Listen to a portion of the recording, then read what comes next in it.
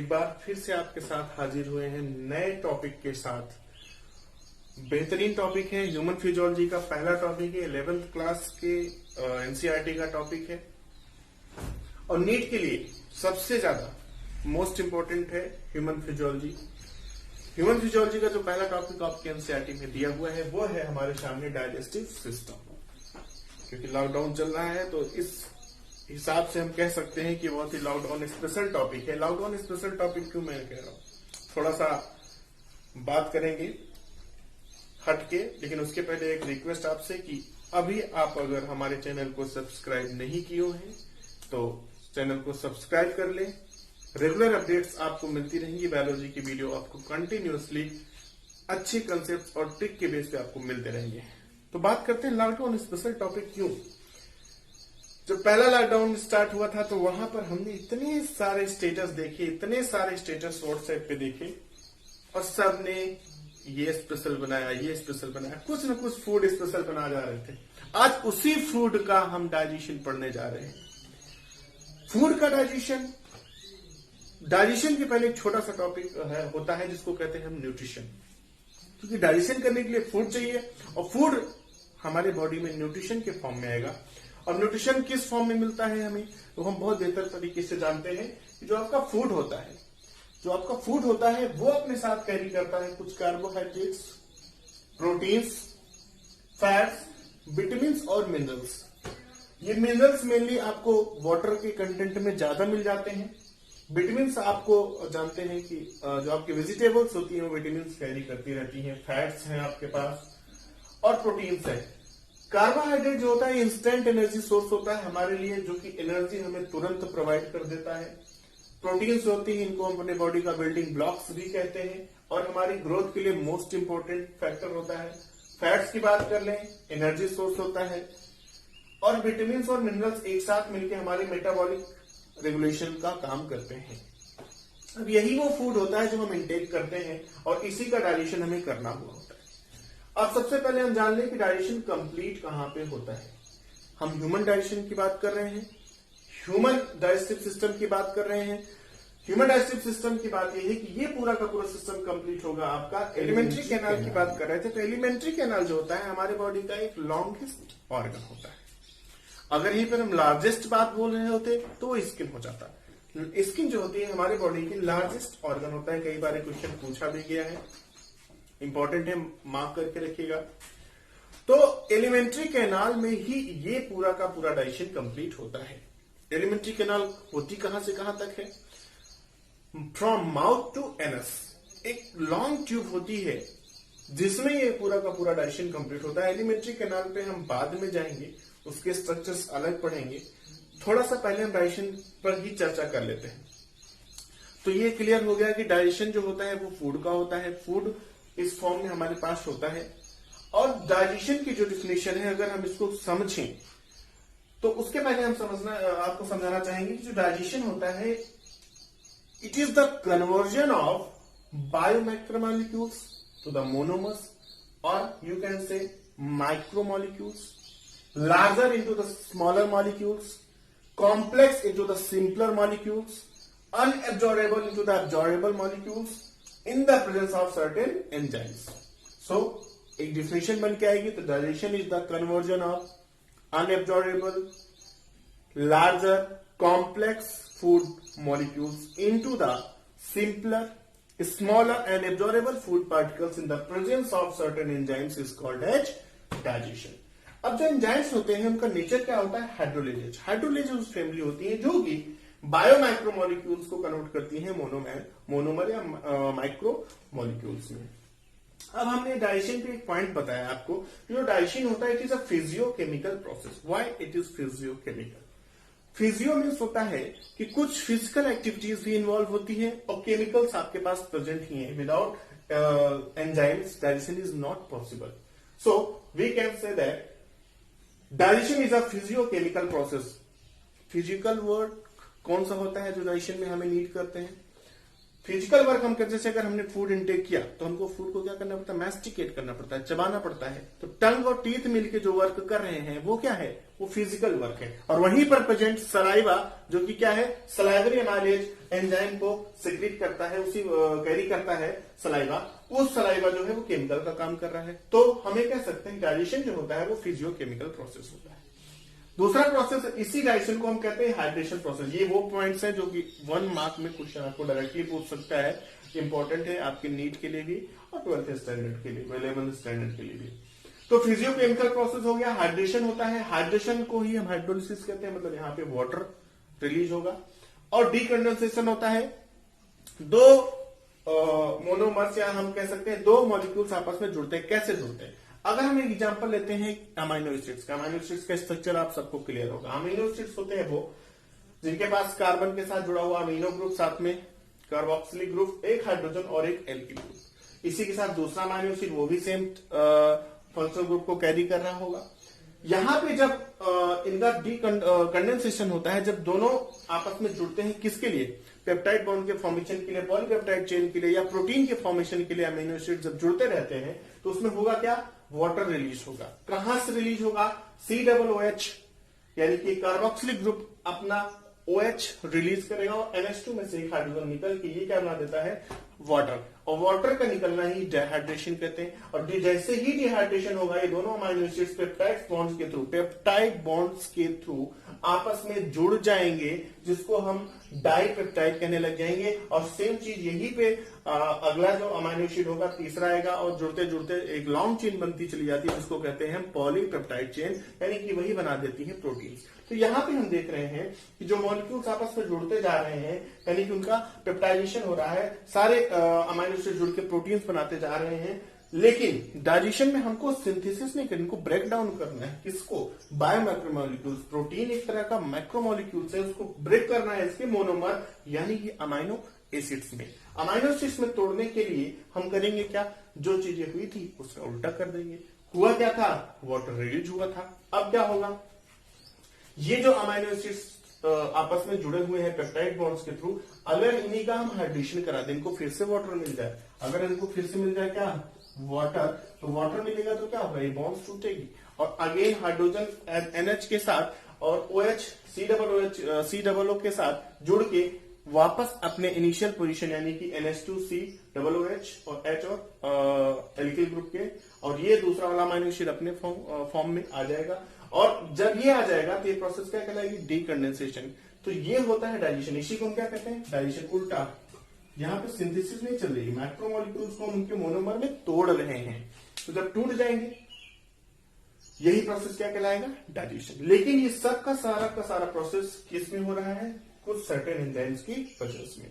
ये हो गया डेफिनेशन, इसको नोट कर लीजिएगा। आगे बढ़ते हैं, इसके कहां पे डाइजेशन आपका कंप्लीट होता है, यानी कि एलिमेंट्री। तो हम लोग एलिमेंट्री कैनाल का जो पाथ पढ़ने जा रहे हैं कि एलिमेंट्री कैनाल में फूड कहां से स्टार्ट होता है और कहां तक जाता है। डाइजेशन स्टार्ट होगा, आपको मैंने ही बोल दिया था, माउथ का पहला पार्ट यानी कि बक्कल कैविटी से।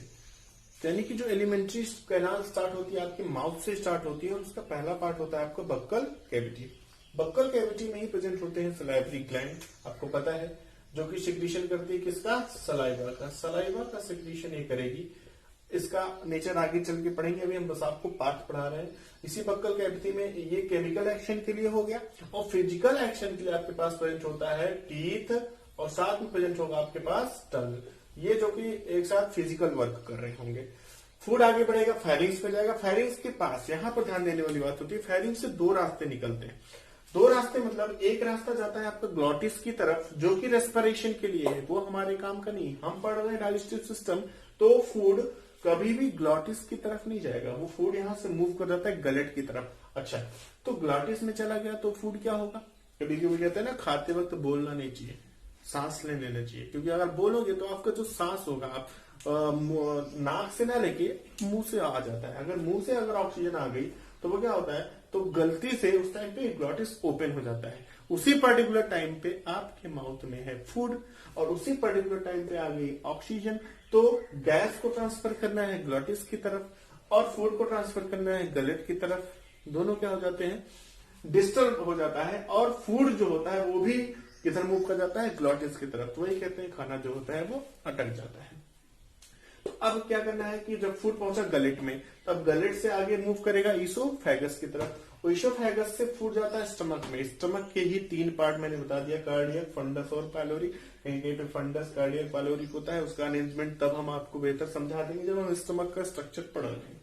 फंडस, कार्डियक और पाइलोरिक होते हुए स्टमक के अगले पार्ट यानी कि स्मॉल इंटेस्टाइन में जाएगा। स्मॉल इंटेस्टाइन के पहला पार्ट होता है जिसको बोलते हैं डियोडिनम, और डियोडिनम में ही फूड क्या होता है, रिसीव होता है। कहां से, स्टमक से। स्टमक का कौन सा पार्ट, पाइलोरिक पार्ट किसमें छोड़ेगा, डियोडिनम पार्ट में। डियोडिनम जो होता है वो यू शेप्ड है, अब सी शेप्ड भी एनसीईआरटी मेंशन करती है इसको।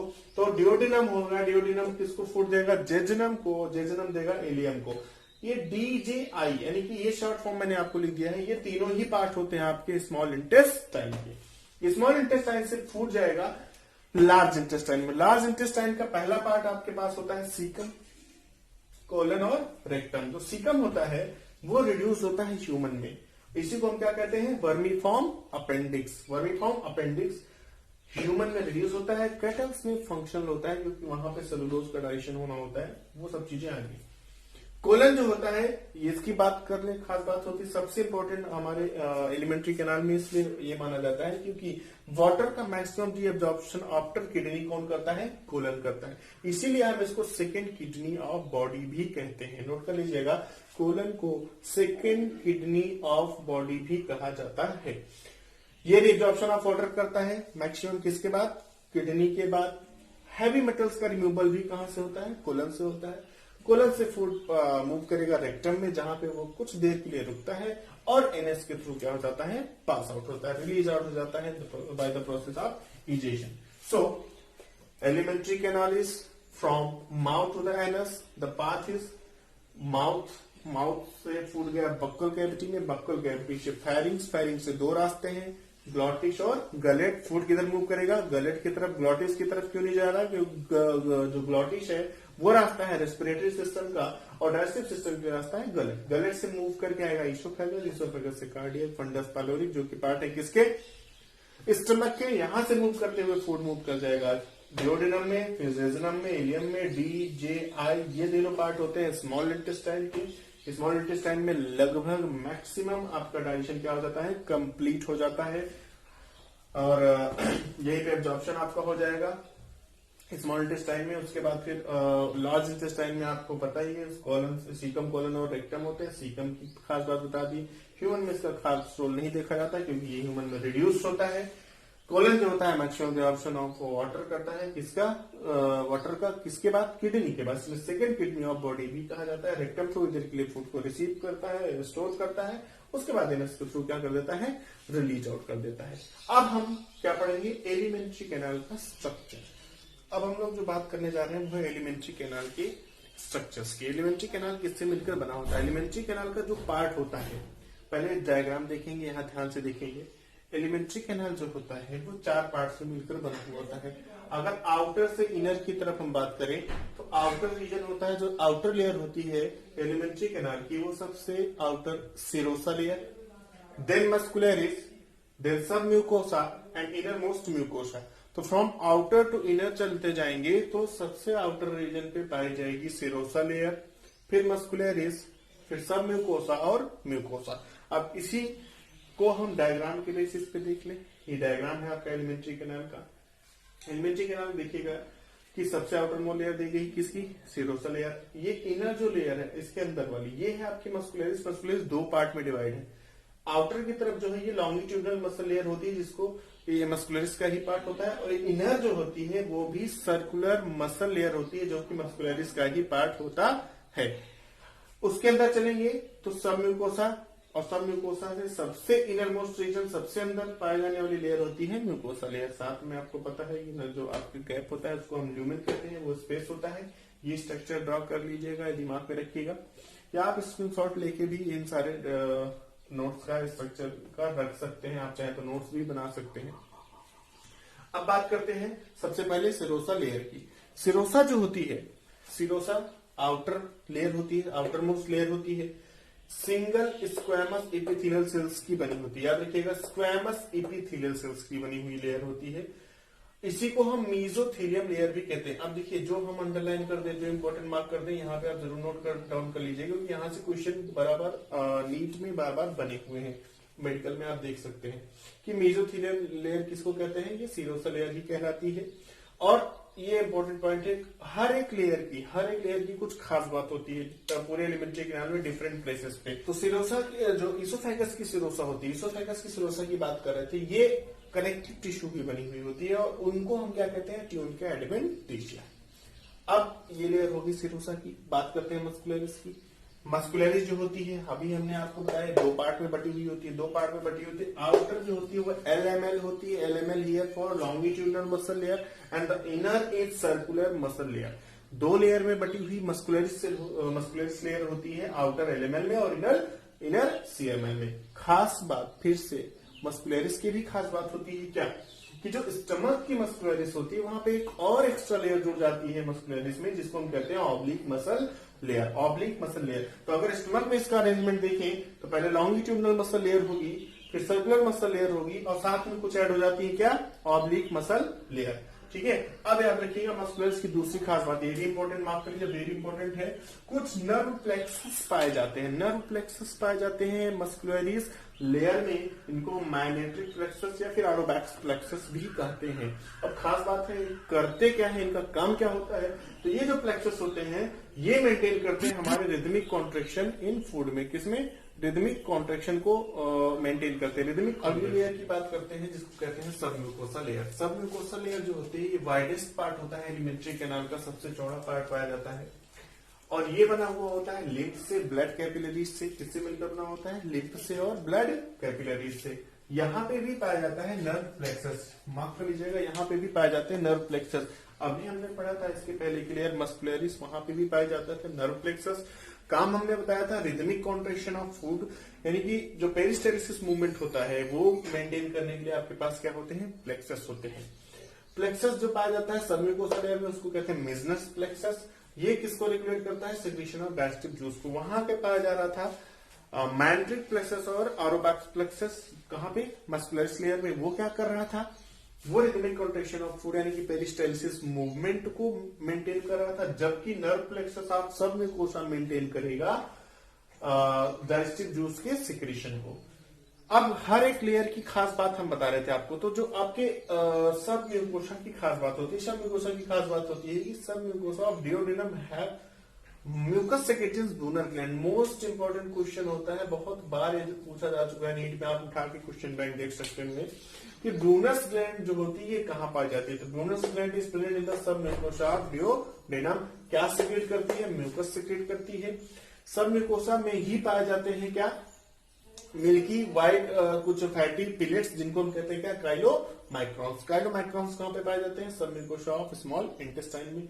इनका काम क्या होता है कि जो काइलोमाइक्रॉन्स होते हैं ये अगर लिम्फ के साथ मिल जाते हैं तो लिम्फ का कलर चेंज कर देते हैं मिल्की व्हाइट में।